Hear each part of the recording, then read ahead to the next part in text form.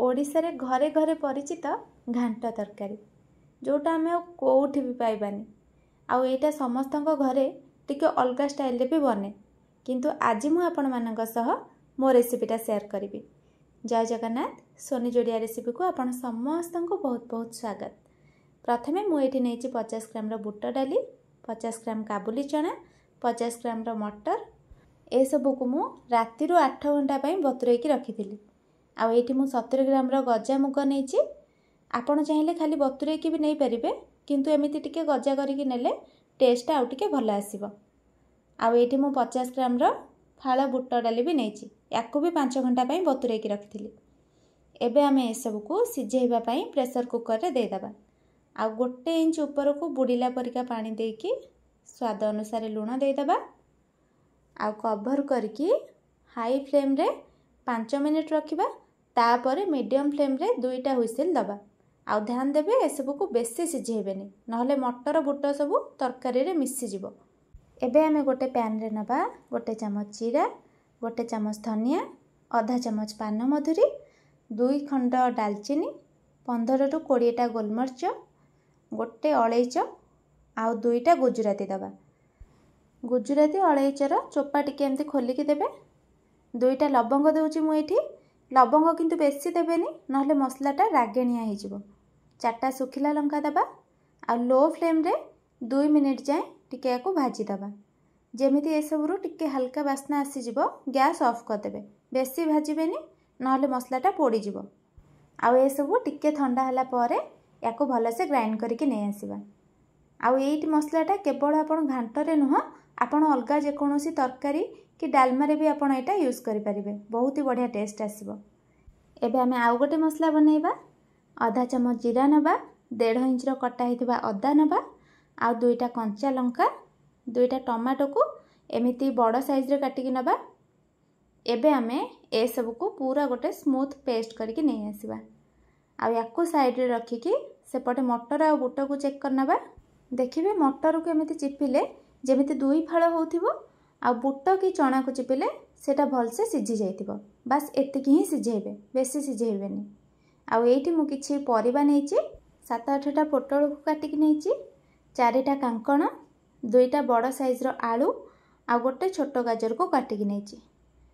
आउ एठी मु 200 ग्राम रो कखारु नेइछि खंडे ओ को काटिकी नेइछि गोटे काकुडी आउ 100 ग्राम रो झुडुंग आउ 150 ग्राम रो अमृतभंडा को काटिकी नेइछि। आउ एठी मु 5-6टा सारू आउ 250 ग्राम रो देसी आलू को काटिकी नेइछि। आउ 2टा बड़ बैगण को काटिकी पानी रे पकेइकी रखिछि जेमिति कळा न पड़िबो। एबे आमे कड़ाई रे तेल देकी ओ को 2 मिनिट पई मीडियम फ्लेम रे भाजिबा जेमिति ओरु टिके लाल अंश कमी जिवो। ओ को भाजिला परे आमे देसी आलू आउ सारू को भी भाजिबा किंतु ओटा जेहेतु खट्टा तो ताकू आमे अलगा भाजिले। एबे आउ टिके तेल देकी देसी आलू आउ सारू को भी भाजिबा। गैस रो फ्लेम मीडियम रखिथिबे। आउ 5 मिनिट ए सब को भाजी हैला परे बैगण को छाड़ी के बाकी सब परिबा आमे दे देबा। बैगणटा परे दबा काहेकि ना सेटा कम टाइम लागिबो सिझिबा पई। आउ एठी गोटे कथा ध्यान देबे कि देसी आलू सारू आउ ओ ए सब को एकाठी परिबा सह भाजिबेनी नहले सेटा भलो से भाजी हबनी आउ तरकारीटा भी टिके लालुआ हो जिवो। आउ परिबा पकेला परे लूण हळदी किछि भी देबेनी खाली तेल रे 7 ରୁ 8 मिनिट हाई फ्लेम रे भाजिबे। तरकारी करिबा पूर्वरु परिबा को टिके तेल रे भाजी देले टेस्टटा आउ टिके भल आसीबो।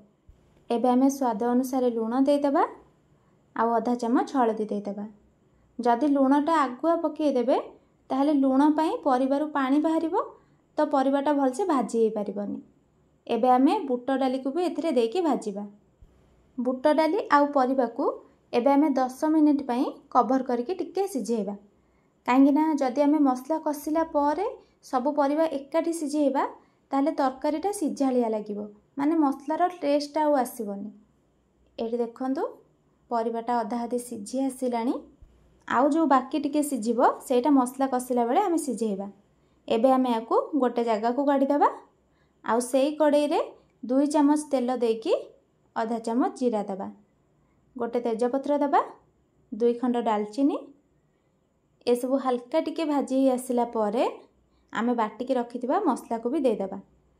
स्वाद अनुसार लुण देदेबा एबे आउ आधा चमच हलदी लुणटा आम आगरू परिवार भी देइथिले तो ये देखिकी देवे गोटे चमच काश्मीरी चिली पाउडर देइछि एबे सब मसला को मीडियम फ्लेम रे 5 मिनिट तेल रे टिके कसिबा आउ तापरे एथिरे आमे जो बुट मटर सब रखिथिले सिझेइकी ताकू देदेबा आउ ए सब को 2 मिनिट पई मीडियम फ्लेम रे भाजिबा एबे आमे सिझेइकी रखिथिबा परिबा सब को भी देदेबा आउ ए स्टेज रे आमे जो काटिकी बाइगण रखिथिले ताकू भी देदेबा कहीं ना परिबा अधा आधी सिझी आसीची आउ तापर आमे बाइगण दउचे बाइगण जदि आगरू देदेबे ताले बाइगणटा जल्दी जेहेतु सिझी जाए तो सेटा पूरा सिझिकी तरकारी रे ही मिसी जिवो एबे सब परिबा मसला सब भल से मिसिला परे आमर गजा मुग को देदेबा मुग को टिके कम टाइम लागिवो सिझिबाकू जेहेतु एटा बतुरी भी जाइछि एबे एथिरे दबा आधा कप कटा हेतिबा नडिया एमिति छोट छोट करी काटिकी नेबे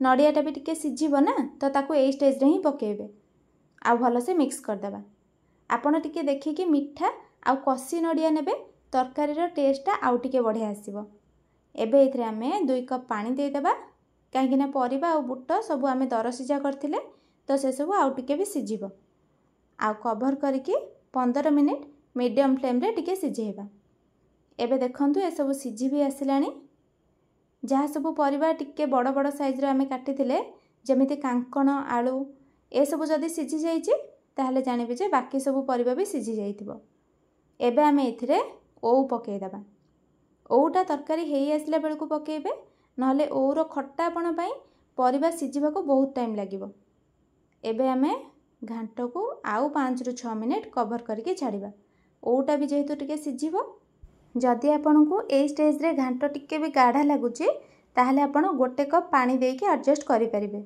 किंतु गरम पानी करके देबे ठंडा पानी देबेनी नहले यार टेस्टटा पूरा फिका पड़ जिवो एटी देखि परथिबे पूरा भल से सिझी जाइछि किंतु याको अत्यधिक सिझेइबेनी एबे आमे लास्ट को एथिरे दबा गोटे कप कोरा हेतिबा नडिया नडियाटा जदि आगरू देदेबे ताहले सेटा सिझी जिवो आ तार से मिठापणटा भी कमी जिवो तो नडियाटा सब बेले तरकारी हेई आसिला परे लास्ट को देबे एबे आमे एथिरे जो गुंड मसला प्रिपेयर करथिले सेइथिरु 2 चम्मच देदेबा देखंतु एठी बुट परिबा सब भल से सिझी जाइछि किंतु ता परे भी अलग अलग हेकि अछि एमिति ही एटा रखिबे टेस्टटा भल आसीबो आपण ए द्वितीय रे ए घांटटा थरे एमिति निहाती बनांतु आ टेस्ट तो आपन को एते बढ़िया लागिबो जे आपण बनेला परे ही जानि परिबे आउ लास्ट को गोटे छोट चम्मच गुड़ देदेबा आमे टेस्ट बालांस हेकि रहिबा पई घांट तो हेई आसिलानी एबे आकु आमे आउ टिके स्वादिष्ट बनेबा पई गोटे तड़का बनेबा 2 चम्मच गुआ घी गरम करिबा आपण रिफाइन तेल भी नहीं परिबे पूरा भल से गरम हैला परे सेथिरे दबा गोटे चम्मच जीरा 2टा सुखिला लंका अल्प टिके हेंगुटा निहाती देबे आउ ए सब भल से फ्राई हेई आसिला परे तड़काटा ढाली देबा घांटरे आउ संगे संगे कवर कर देबा जेमते तड़कार फ्लेवरटा घांटरे रहि जिवो 2 मिनिट परे कवर काढिबा आउ ए सब को भल से मिक्स कर देबा घांट हो गला रेडी आउ जदि आपनको वीडियोटी भल लागिथिबो लाइक टे कर देबे आगो को एमिति नुआ नुआ वीडियो देखिबा पई चैनल को सब्सक्राइब कर नेबे देखा बा नेक्स्ट वीडियो रे रहिली जय जगन्नाथ।